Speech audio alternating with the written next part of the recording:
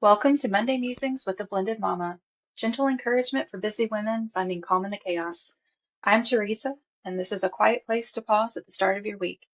No pressure, no productivity lecture, just a few minutes of reflection and one small step you can carry into the days ahead. I'm so glad you're here. Today, we're talking about something that, in my opinion, doesn't get enough attention, and that is reflection. Now, I'm not talking about restarting or reinventing. I'm talking about reflecting and carrying forward what is actually working. So as we close down a month or even just a season, there's often a tiny voice that starts whispering, well, how'd we do? And sometimes that voice sounds curious. Sometimes it might sound a little critical. And sometimes it might sound like, should we just start over? But before we even think about restarting anything, I want us to pause because reflection isn't about judging. It's about noticing. So this past season for me has centered around three simple ideas. Decide once, start small, and what can I do today to make my life easier tomorrow?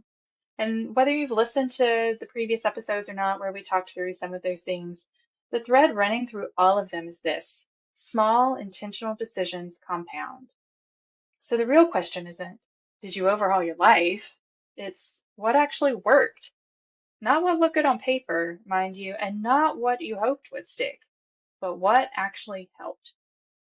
So for me, one clear win has been my supplements habit.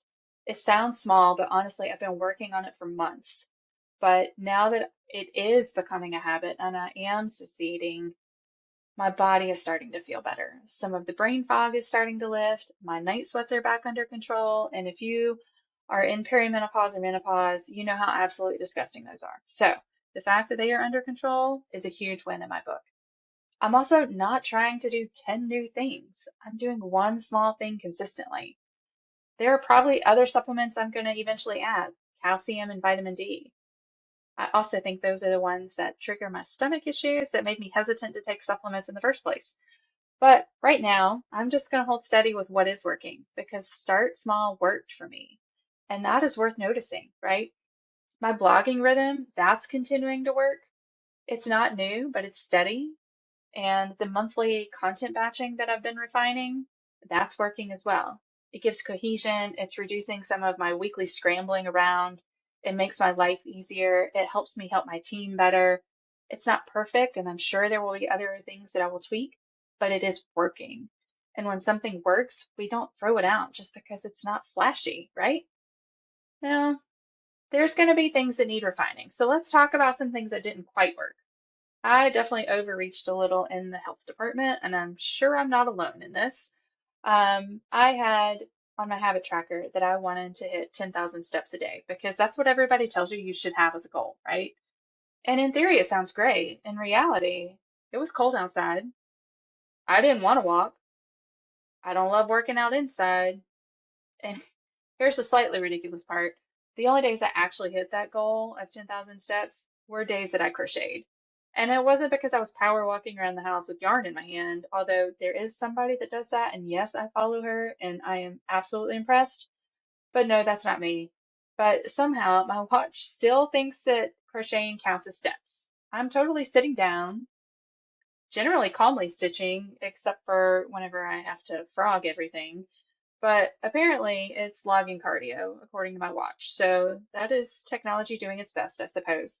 But on regular days, that 10,000 goal, it just sat there, right? It stared at me, unmet. And instead of motivating me, it was quietly defeating. So instead of shaming myself for not becoming a winter fitness queen overnight, I asked, what's the refinement? So here's what I'm releasing: the idea that I have to hit 10,000 steps every single day. Instead, I'm shifting it to intentional movement. Some days that might be stretching. Other days it might just be standing up more often or standing up while I'm on conference calls or a shorter walk when the weather cooperates because I do live in the South. It's not going to be cold forever, but it's not an arbitrary number that somebody out there said that we should have as our goal, right? It's just intention. And that is refinement, not restart. And then we have the craft cart, right? That was another quick win and an easy win, and It might have felt tiny, right? I mean, I literally moved a craft cart from the back of my office to right beside my desk within my arm's reach, and I put all my planning stuff on it. That was it. But because everything has a place, I've been better about putting things back. My desk feels clearer, my brain feels clearer, and I can actually find what I'm looking for. I really didn't expect that small move to make such a big difference outside of cleaning off my desk, but it did. So let's talk about what reflection actually looks like, right? This is taking a look at your month and asking yourself, what do I keep? What do I tweak? What do I release? It's not, how do I scrap everything and try again?